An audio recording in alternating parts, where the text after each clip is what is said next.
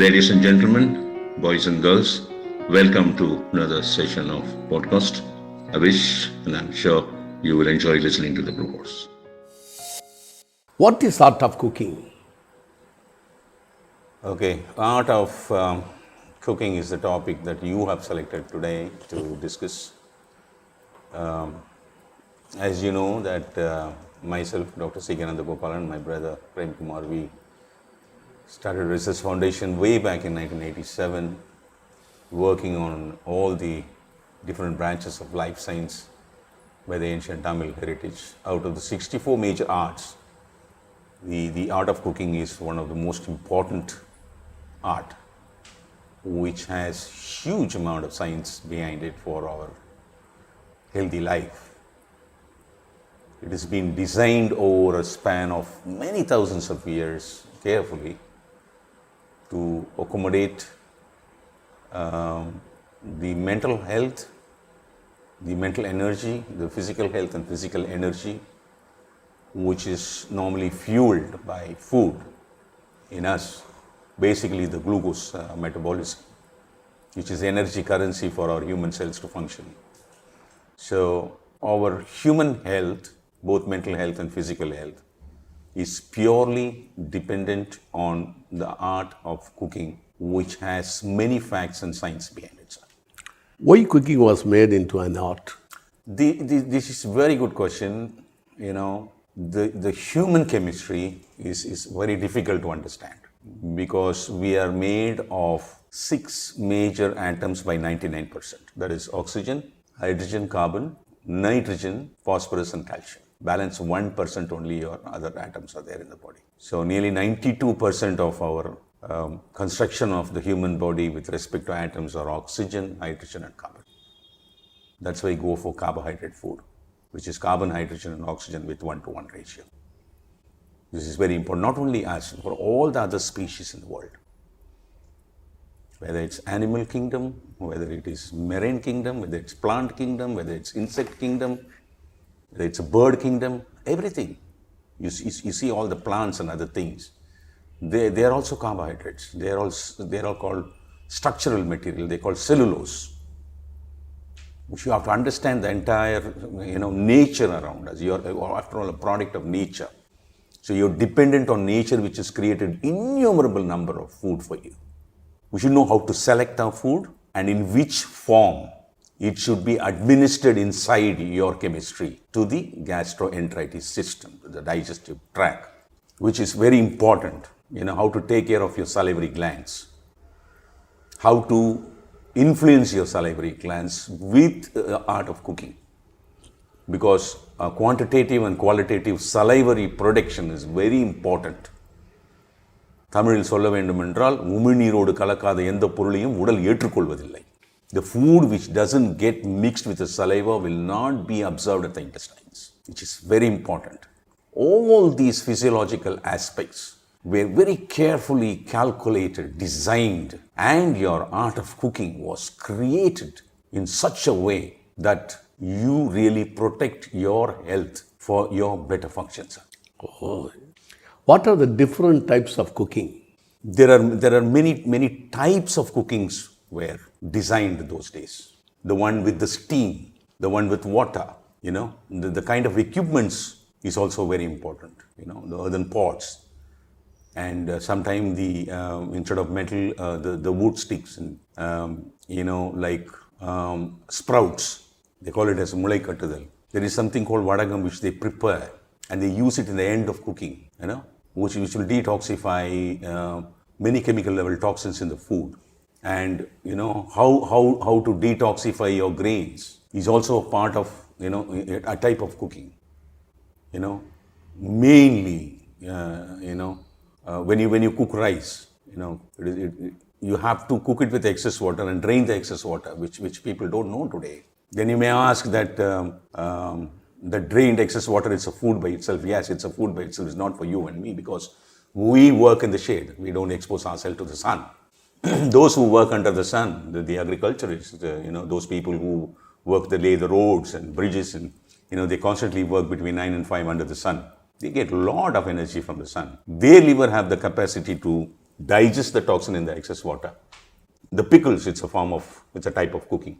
We cannot call that pickle as a processed food. No, it is some kind of fermented food to increase your lactobacillus bacteria in the stomach, which is very important. The grain food is cooked in a separate manner. The vegetables are cooked in a separate manner. The meat and the marine kingdom food is cooked in a separate manner. The greens are cooked in a separate manner.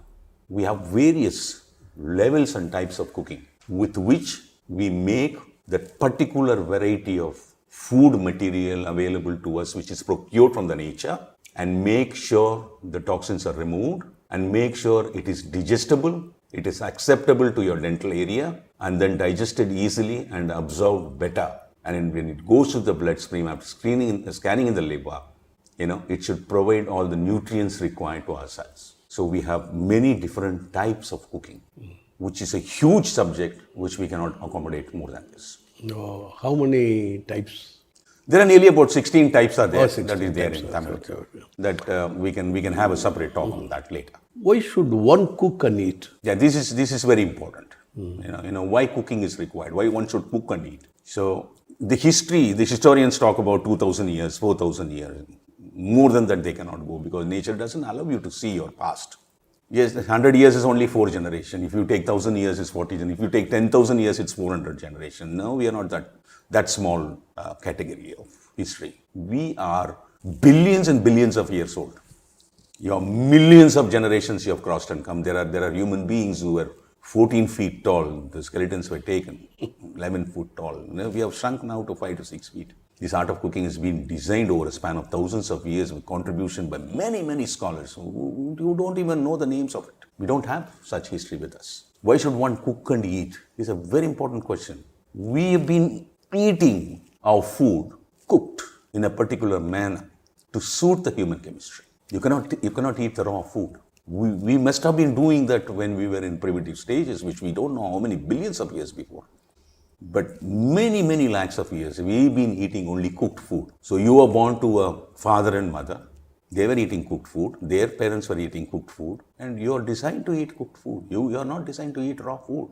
If you eat a raw vegetable today, you will start puking in the nights. Because the microorganism, you are not going to take the load. So ஒரு பொருளை வேக வைத்து தான் உட்கொள்ள வேண்டும். That is, you have to cook the food, make it soft, remove the microbes, and make sure it suits the dental area, the salivary part of it. We have no choice, because we've been practicing this over a span of millions of years. One has to cook and eat. This is very important. Art of cooking and subject of toxicology. This is the most brilliant stuff that they have designed those days. There are 3 types of toxins in the food. Everything is being created in the nature by the 5 supreme elements. Panjabhudam, what we call it in Tamil. In India, that we have a tremendous history on that. You have first molecular level toxins. The molecules which have higher molar mass. If you take metabolism, it's divided into catabolism and anabolism. Catabolism, breakdown material where energy is produced. Anabolism will convert the breakdown material by catabolism where energy is consumed. Such a balance act by the human metabolism. It's very, very simple. If you look at it, it's very complicated. You want to look at it with electron microscope, it's going to be very, very complicated. Now, anything above 200 molar mass means molecular weight. Catabolism will not break. So the molecular level toxins are those molecules which are higher in molar mass. If you take wheat, you have 4 types of gluten, all are 592 to 599 molar mass.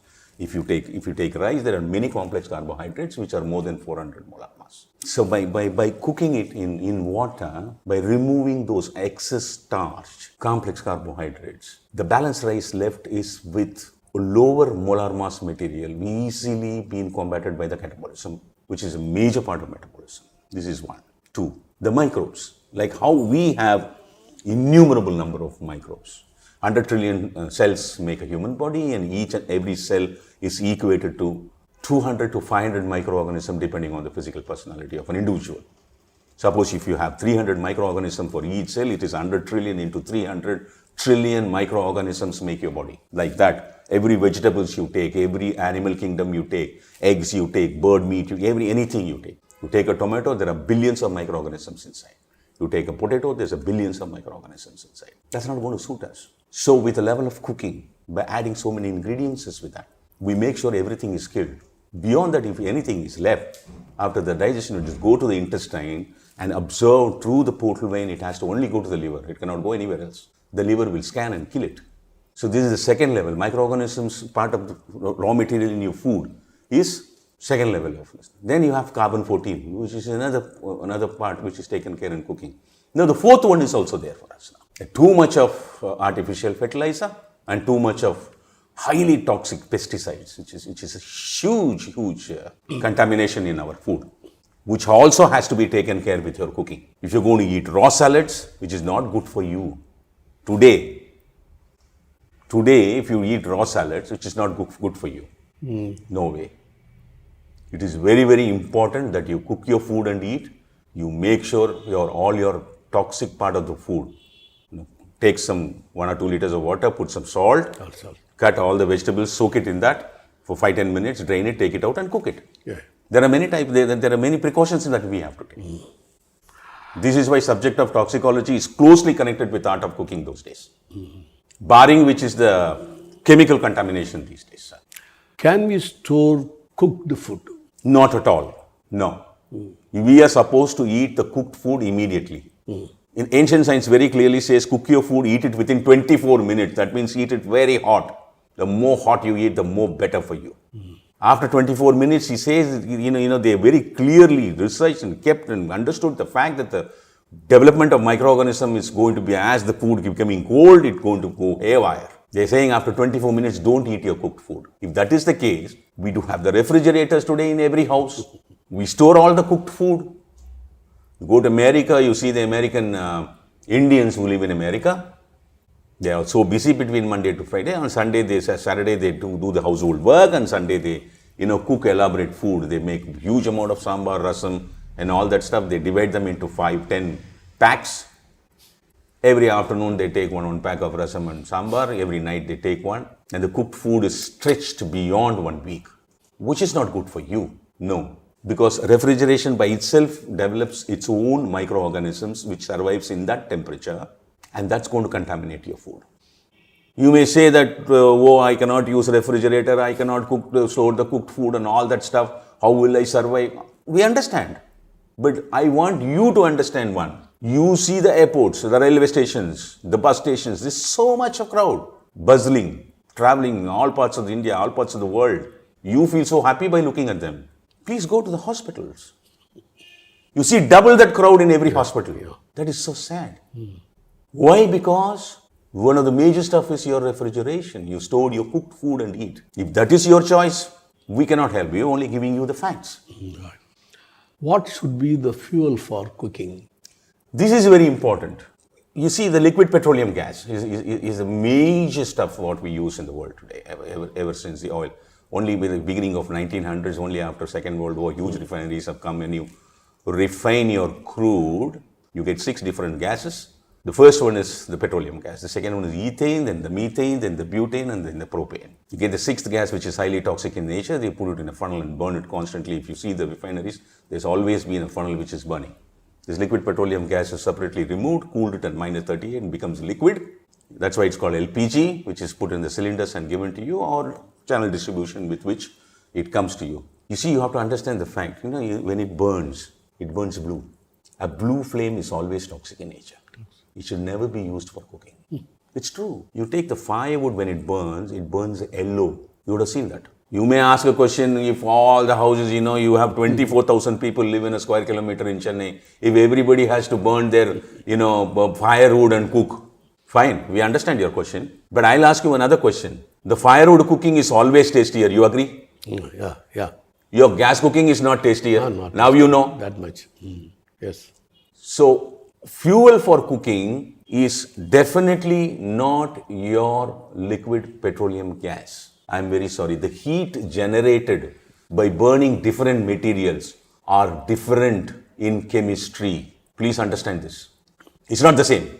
You may say, I am getting heat when I burn a firewood. I am getting heat when I burn LPG. I am getting heat when I burn a paper. No, I'm sorry. It's not the same. If you're going to get a fire wound, it can heal faster. If you're going to get the same fire wound by burning yourself with a silencer of a bike, it will take weeks and months for you to heal. It is the same only, no? Definitely no much research have been done with respect to the bad effect, ill effect that we get by cooking with liquid petroleum gas today. No works have been done. They think we have a fuel, we don't create pollution, we keep our kitchen neat. Fine, good. You keep your house clean, you keep your kitchen clean, but do you keep your internal health clean? Internal health. No. This is the fact. Yeah. What are the bad effects of processed food? Processed food are the killers. That you have many research for that. Many research have been done. Processed foods have started in the last century, ever since Second World War, processed food. Today you have more than 250 to 300 million Tetra Pak food is available in the market, on the shelf for you to buy. They are all already cooked and preservated. This preservation becomes a problem. They are chemicals. You must be knowing MSG, monosodium glucamide. If you go to the greatest neurosurgeon, Dr. Russell Blaylock, who turned into a researcher and made a lot of research on the food and nutrition, how badly our brain function can be pulled down with MSG, monosodium glucamate. And your artificial sweeteners, those Cokes and Pepsi, Diet Cokes and Pepsis, how it can push you to depression. Now, basically, the food is to give you the energy currency for the human cells to function.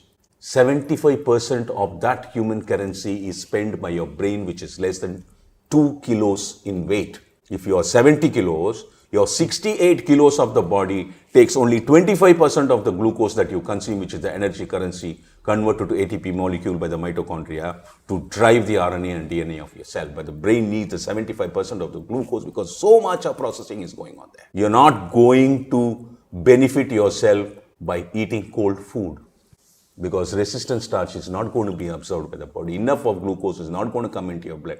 Enough of energy is not going to go to the brain. And brain function, the mental health is very important. Unless your mental health is good, your physical health will be in order. So processed food, which can harm you to the core. In 1930, there was one valley in Switzerland. There's a documentary there in the YouTube.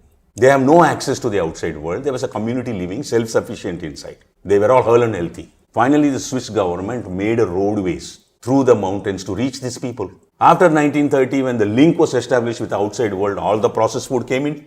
Within 20 years, the first disease hit them was dental problem, decay, tooth.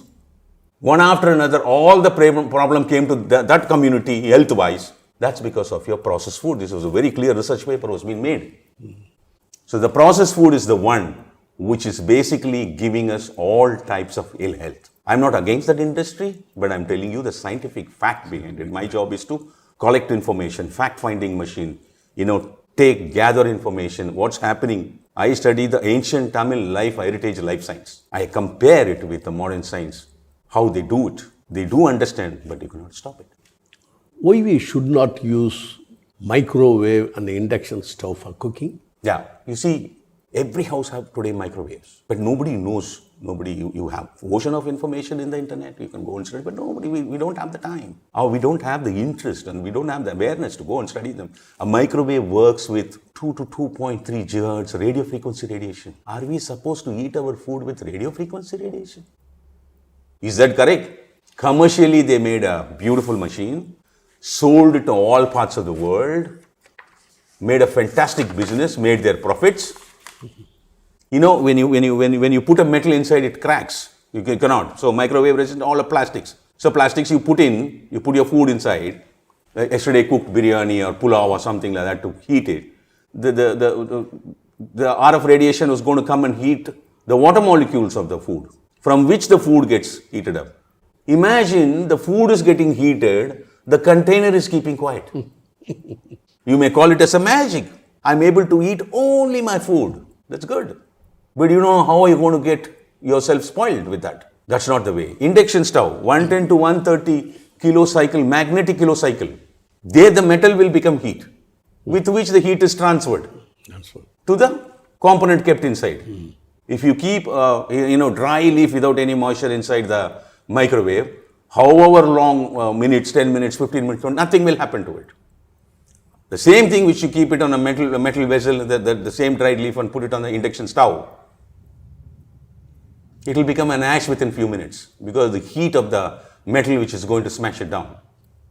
That's a different heat altogether. Magnetic cycle heat, is that what that we need to cook our food? No way. That's not going to help you. There'll be a huge amount of molecular change in your food because of that heat. Every heat is not the same. So these two things are one of the major two different type of machines with two different type of concepts, which is absolutely not good for your health. Why hotel cooking is not good for health? Today you see a country like India, the population is so big. We have crossed 130 crore people. It is 1.3 billion. Both husband and wife working, so much of restaurants. Every building has a restaurant today in Chennai. You go to a main road, every building has a restaurant because people have no time to cook. We have forgotten cooking. I have seen American women saying, instead of me wasting my time in cooking, I go for my gym. So you are left without any choice other than to eat the processed food. So here what we do is we go to the hotel and today your Swiggy's have come, your Ola has come, your Uber has come. All kinds of service providers have come. You just take your smartphone, you download your app and you put it, you get the kind of food, it will be delivered in your house. Now what happens? The procurement of raw material to the hotel may not be good sometime. The cleanliness, they may not have washed it sometime. These are all minus things, small things, it's okay. But the basic cooking is done in a high flame, very high flame. Because they have to cook it very fast. If you ask for a chicken tikka masala, the chicken pieces are already pre-cooked and kept. They'll take some masalas and put it and, few pieces of that portion of that chicken. They keep it in the burner. Those are big burners. Within 2 minutes it gets cooked. Then they take it out. You can see the flame going so much up. Nearly 1.5 feet you can see the flame. High flame cooking where the carbonization is more. Of course, when you go to a hotel and eat the hot food made with the chef and all that, they studied food science and all that stuff, they can give you a tasty food to your tongue. No doubt. Because in the end, they put some white butter and balance the whole thing, it becomes tasty for you, which we don't do at home. At home, we cook for small number of people. In the hotel, we cook for hundreds and thousands of people. They cannot do cooking with small flame. They have to cook cooking with big flame. Those steamed machines which can steam your rice in 180 seconds. That's not good for you. Definitely not good for you. No way.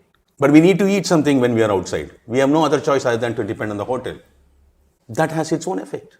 Very simple. So it is better today, as long as you are at home, if you are not traveling, or if you are traveling to a destination where you have known relatives or friends or anything, it is better to stick at home food because the food raw material is so much contaminated with chemical contamination of chemical fertilizers and all those kind of artificial stuff and pesticides and so on to kill the germs and protect the yield and all that stuff. It's better to eat home cooked food. Hotel food, if there is no choice, yes, you have to depend on it because you have to survive yourself. Otherwise, no. My last question, sir. What is the oil one should use for cooking? Yeah, this is where everybody has misled us completely. Refined oil, double refined oil, with all chemicals, they clean it, they give you sparkling oil and all that. It's all not good. Now the people have realized everywhere the wooden check has come. Now, you can see everywhere in Tamil Nadu, everywhere, Chennai also. People have realized now. Oil is very simple. What your parents have used, what their parents have used, what your generations have used. Gingerly oil, stick to that oil. That suits you. Geography is very smart. If you are somebody brought up in Tamil Nadu, geography has given you so much of food around you in your soil. That is what is suitable to you. Sunflower oil. Sunflower is not a food, sir.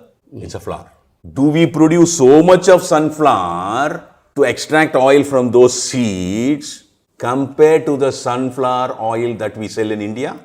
Please think. Millions of tons of sunflower oil is sold in India under the name of sunflower oil. Do we produce so much of sunflower? No. Then what it is? I won't tell you this truth. You will understand this later. But flour is not our food. I'm sorry. That flour we don't cook and eat. We cook and eat coconut. We cook and eat gingerly seeds. We cook and eat groundnuts. These are our oil. For example, olive oil comes from Europe. Olive oil is not supposed to be cooked, heated up. Sorry. Another important thing is put a frying pan and you deep fry things. Once the oil is heated up and cooled, there will be something left over. It should not be heated up again. It becomes carcinogenic. And everybody knows, but no hotel follows that. They'll be keep on using it left. They will top it up with some good oil. Again, they will burn it. This is for their profitability. Who gets affected in the bargain? People like us who go and eat. I'm not criticizing. Even if I have a hotel, I may be doing the same. But here we are discussing about the facts, how to protect ourselves. Very simple. Oil is one thing. What your parents have used, what your generations have used, please use that oil. Try to buy the natural stuff without any refining. We don't need refined oil at all. Very simple, sir. Okay, sir. Thank you very much for your interview, sir. Thank you very much, Rajesh. Thank you very much for spending your quality time. Thank you very much for your attention. I wish you enjoyed this session. See you later.